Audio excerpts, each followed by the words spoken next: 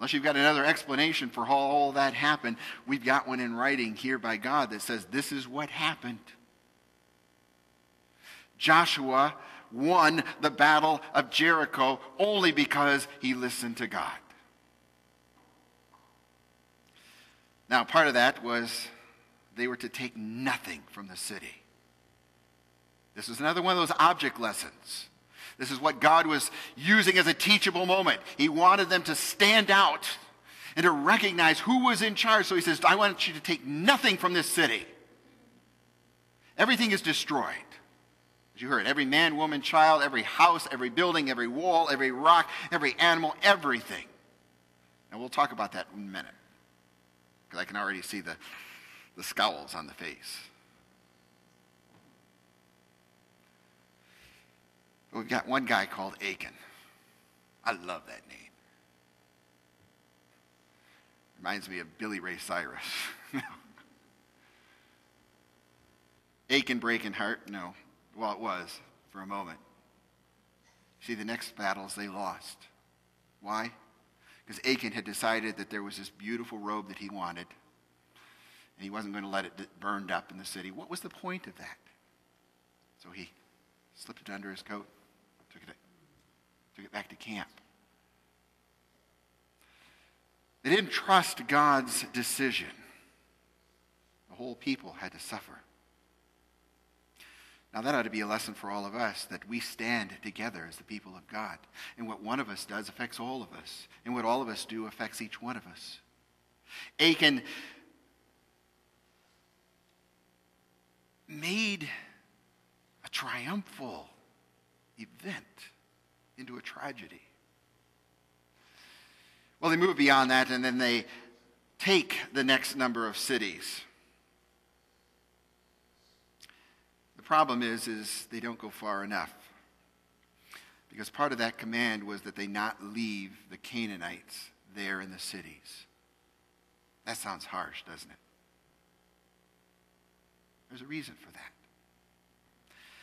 It's not a reason that we can duplicate. It's not a reason for our present, but it certainly was a reason then. God was what? He was building a nation. He was developing a people. He was putting in place the prophets and priests for the entire world. That means they had to be set apart. They had to be trained specifically. Their trust had to be strong and united. Otherwise, all of that was going to have problems. And so leaving Canaanites in the midst of God's people was like leaving yeast in the midst of a dough that's going to become bread. What happens? It infects all of it. It doesn't take a lot. It infects all of it. And we see that, don't we?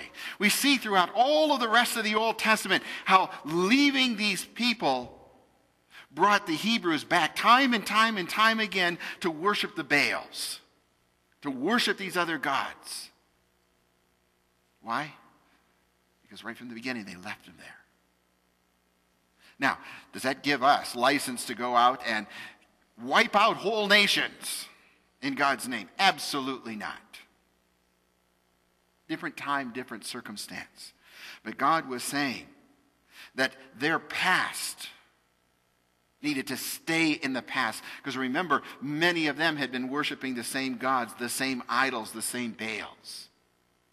They needed to cut that past off so that they could now be the people of God. So my question for you is this: what remnants of your past, your surrounding culture, remain in the midst of the culture of God that He is trying to build in you? What parts of your old life are you still unable, unwilling, or undesiring to give up to the Lord so He can make and transform you? Second visual aid here. You've got your water bottles. This sits in our hallway. You've seen it and seen it and seen it till you see it no more. In fact, if I asked you what it was about, most of you probably couldn't tell me, because a while, you stop seeing things that are there all the time, don't you? So I'm going to remind you of it.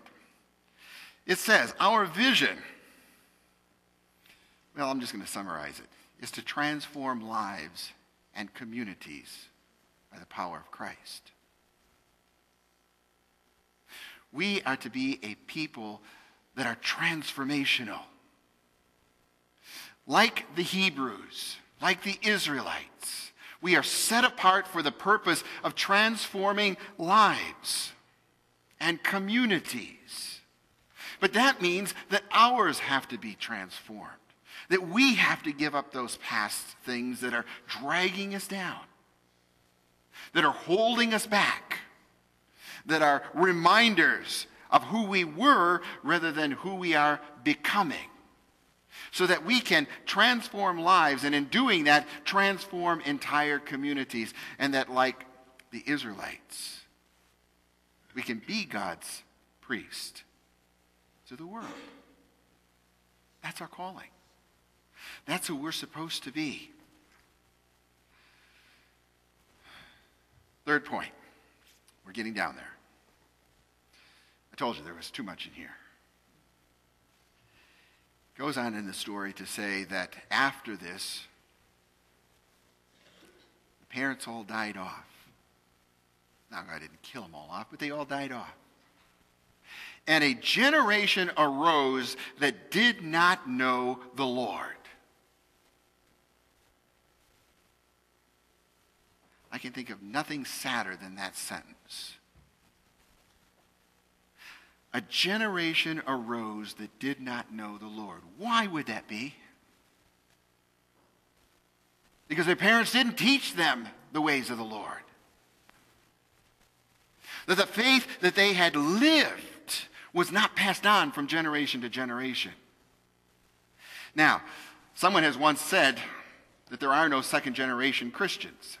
We are all first generation. We are all brand new. We all come to the Lord on our own. That's true. But the environment of faith is built, it's developed, it's passed on. Probably one of the most disturbing comments I get from time to time is somebody who's considering the church. They say, yeah, but, I really don't want my kids in that environment. Why? Well, because I want them to make up their own minds. So I don't want to influence them. Really? Because you just have. If you decide not to pass on the values and the tenets of faith, then you have decided to pass on no faith at all. It's that simple. And the results that you get are here in the scriptures. And there arose a generation in Israel who did not know the work that the Lord had done for them. They had decided we're going to let them make up their own mind. So the conclusion to this section is, how are you teaching your children? Are you teaching your children? Are you leaving it to chance? Because when you leave it to chance, you get the results that the Israelites got. It's one of those sureties in life. If you don't want to end up like the Israelites who raised up a generation who did not know the Lord, then don't do it the way they did it. Teach your children.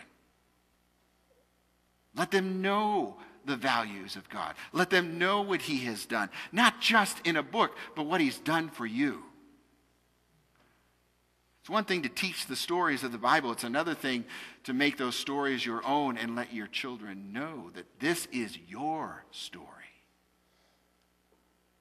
That's where it hits the road. Finally, let me tackle very quickly this question of justice. Was wiping out the Canaanites just? As we said, God's will was that his people have a nation. That they be not only the inheritors of the land, but they also become a nation.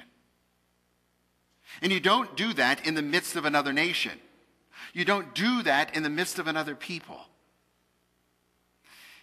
You don't have to look very far to see that we have even some of the same conflicts within our own